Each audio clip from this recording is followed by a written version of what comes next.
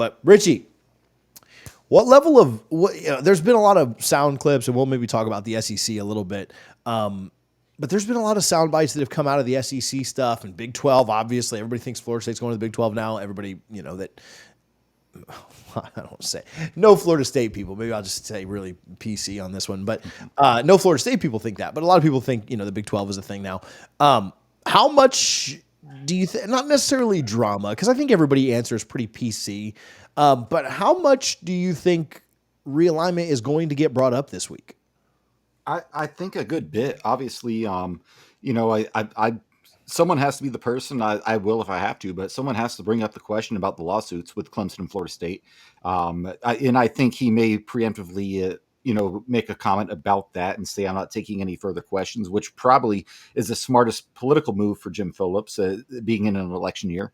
But I do think realignment is brought up, especially because when you think about it, 2 years ago on that same stage at the Commissioners Forum at the ACC Kickoff, Jim Phillips made a comment that, we can't have 2 or 3 gated communities. We need to be one big neighborhood. Well, guess what? We have 2 gated communities now, and I hope someone does ask him about that. And if they don't, I will. I have no qualms about that. Realignment will absolutely be brought up. Why would you bring an SMU in? Obviously, them coming in and taking $0 in revenue. Okay, that makes little sense. But Cal and Stanford, what do they really offer you? And what burden does it put on your Olympic sports, your women's basketball team, your softball team? Now they have to take a 5.5-hour flight to California just on a Wednesday night. What are we doing? It doesn't make any sense, especially when it's not increasing the revenue for football, which is all that really matters. Sure. I do think realignment gets brought up, and I will be interested to see how Jim Phillips handles those questions. I tend to think he will not handle this very well. Yeah, I think a couple of years ago when stuff came up, or even last year, I think, he kind of touted, and we did videos on this. We talked about this. And again, I spoke with Michael Alford on here, and the one thing I want to say is I'm not trying to personally attack Jim Phillips. He says that he has a good working relationship with Jim Phillips. And I do think we've talked about this. Jim Phillips was put in an impossible situation, a possible scenario, and he's not been very good doing it, but also who could have been, was anybody going to save this? Was anybody going to keep Florida State and Clemson from getting out? I'm probably not. And so these aren't personal attacks, but he was asked about, revenue and football and money. And he touted women's soccer and men's lacrosse and stuff like that. Right. And I love women's soccer. I sat there and I stood right next to Irish O'Fell and watched us win the ACC championship. When we were in North Carolina, in Charlotte the last time, right? The day before the noles play, the football team played. And I came home and we watched the national championship and we were, all that stuff was great. It was incredible to be a part of and watch. But at the same time, when you get asked about revenue and your first answer is to bring up look how many, you're at a football kickoff and somebody asks you about money and your first thought is to bring up, how many championships our non-football team played in. I love those sports. This is not me dogging lacrosse that we're going to get or women's soccer I went to Oklahoma City for the Women's College World Series. I like, these sports, but I'm also not going to answer with those sports or the way that we stick together when we're getting lapped financially. And so anyway, yeah, I agree. I think he's probably going to answer things terribly. He's probably going to, move the goalposts and kind of shift blame around, whatever around. And so, yeah, I don't think he'll do it very well. I'm interested to see how other coaches respond. I know that Florida State, Mike Norvell, I've literally been the one to ask him. I've asked him this before, and his answer has just been man, that's so far over my head. I have no comment. I play who's on the schedule. And so, yeah, for Florida State. Which is true, honestly. Sure. Yeah, he's not impacting any of this. The same thing for the players, none of the players that are going up there would ever play in a new conference, right? I can't imagine there's a situation where Washington Farmer or Pat Payton are back next year. So even if you got out, it doesn't really matter to them. And so, but I am interested to see other coaches, if they were asked about it, hey, what are your thoughts? What would you think if Florida State was no longer in the league? In fact, I think that if we were sticking around later in the week, I would like to ask some coaches that. I would like to know what their thoughts are on that. And maybe they just give the PR answer too of just like, oh, we just play who we play and stuff like that. But like, how do you answer that if you're Mario Cristobal? How do you answer that if you're Miami? Like that rivalry, right? Like you're Georgia Tech and you answer that, like whatever, who cares? It's like Pittsburgh, nobody cares about Pittsburgh. But like if you're Miami and like that's like a rivalry that's gone back for how long now? What we're up to 60 years, that'd be a lot to lose. Like that'd be a lot to be like, yeah, we're just not going to play that anymore. Like what? Like that, and so I think that's kind of the angle that I hope people are asked about it as like, hey, what are your thoughts around this? Because I think Jim Phillips is going to give pretty PR, crap answers. I think Norvell will be asked about it, but he'll probably just kind of like sidestep it too. But does Dabo say something? Does Mario say something? Outside of that, I don't know how many coaches really matter, like their opinion on it, because North Carolina, maybe Virginia's coach, NC State, stuff like that. But I don't know. That's kind of an angle I'm interested to hear. But I do think what you get at a lot of these things is you get people that are just chit chatting with others. And like, that's how you get like a story like Brett McMurphy released last week. And you get kind of I spoke with 7 different people because I was in a place that 7 different people were. And so you get kind of that. Commissioner Phillips probably won't say anything. Florida State's probably not going to say anything. I mean, I even honestly doubt that Mario or Dabo says anything. But I think there are, TV people, other people connected with the program, sports information people that will talk about this stuff, not in front of a camera, but whether it's to Brett McMurphy or to Matt Baker or just whomever. I don't know if Brett's going to ACC or Big Ten. I would lean ACC just living in Florida, but I think that you'll get. Like, obviously, the chatter picked up at Big 12 media days, and then it picked up even more at SEC media days, and there's so much speculation.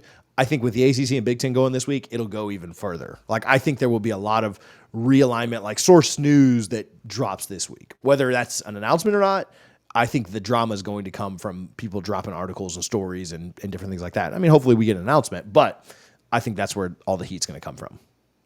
Yeah, absolutely. And, this will be my first time covering the ACC Media Day since 2009 when Florida State sent Dakota Watson and Christian Ponder there. And I remember playing foosball and NCAA football with them during that weekend there. But yeah, the thing about this, what I love and I'm looking forward to, and I wish we were spending a little more time there as opposed to just, literally flying up 6 a.m., flying back 10 p.m.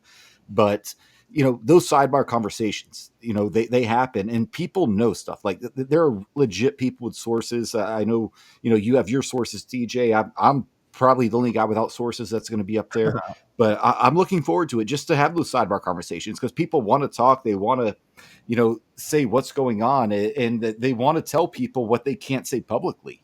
Sure. And that absolutely happens at an event like this, which is why I think it's important that, Double Fries No Slaw, we're committed to both of us going out there and covering the event.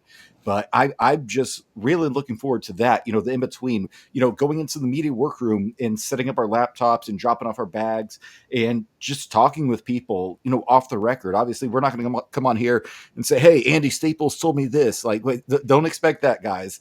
But we're definitely going to get some really good insight. Because those conversations absolutely happen at events like this.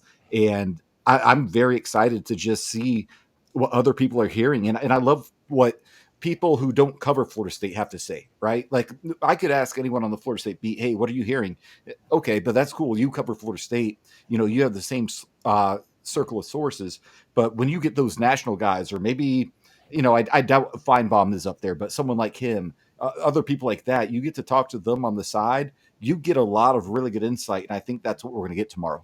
I will get right back to it with Richie, but first, let me give the Mango Board a little bit of love. This morning, they have a brand new website that is dropped, and so we are going to celebrate with them. I also want to tell you that today is National Mango Day, so we're going to do a giveaway of mangoes with them. You guys loved our last one. We're going to do one here today as well. Now, to celebrate the day, they have a brand new website. It's a collection of interactive features. It also has an online scavenger hunt that you can go check out right now. There's also limited time social media giveaways going on. You can go and win both gold, silver, or bronze level prizes. That's inspired by the start of the summer games later this week. And we are going to get you guys hooked up too. You have an opportunity to win a mango swag box. That's 25 mangoes and a Mango branded polo shirt, FSU polo shirt. All that you need to do is tag at Mango Board on Instagram, X, or Facebook the next time you go to your local grocer and purchase mangoes. Or if you order them online, you can literally do this from your phone right now. Send us a screenshot and tag at Mango Board on Instagram, X, or Twitter, or Facebook. We'll pick a winner in a week. Make sure that you get that done before and by then. Appreciate the Mango Board for their support of not only FSU athletics, but this channel, and congrats on the new website, guys. Yeah, I'm looking forward to it. We mentioned kind of who we thought may be there. The linemen are going. Darius Trenches, Washington, baby. Yeah, Darius Washington, Pat Payton, and Josh Farmar. I like the picks. Three of the more important players.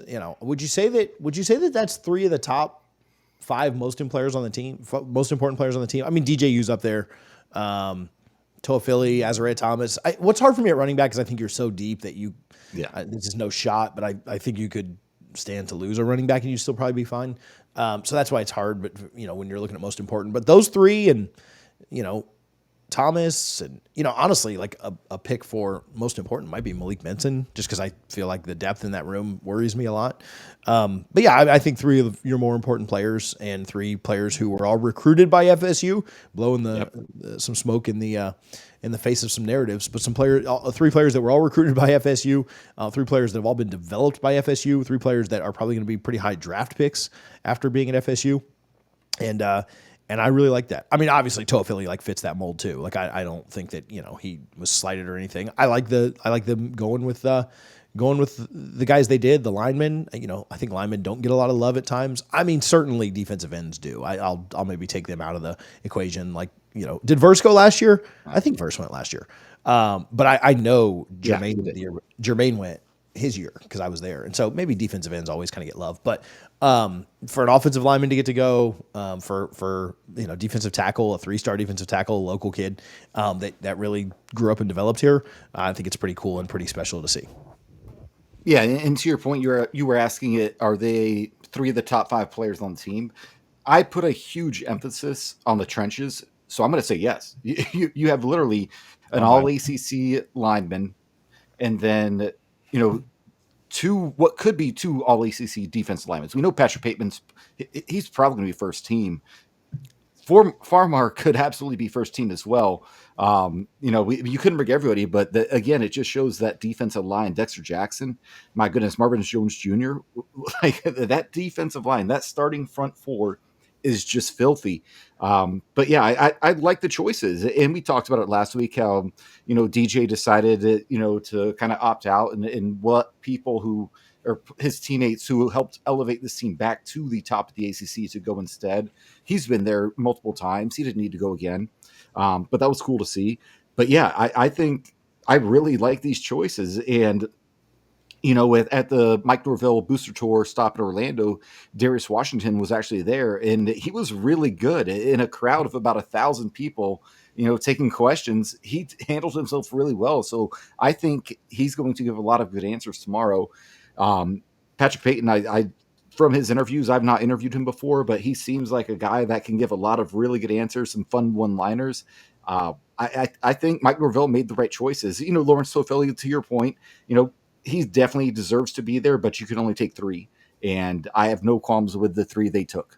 Yeah, no, I agree. I think, everybody kind of gets their love in different ways. We'll talk about fall camp starting in just a minute, but obviously LT breaks the rock. So he got a little bit of love on his end too, and got to do something that none of those guys got to do. So,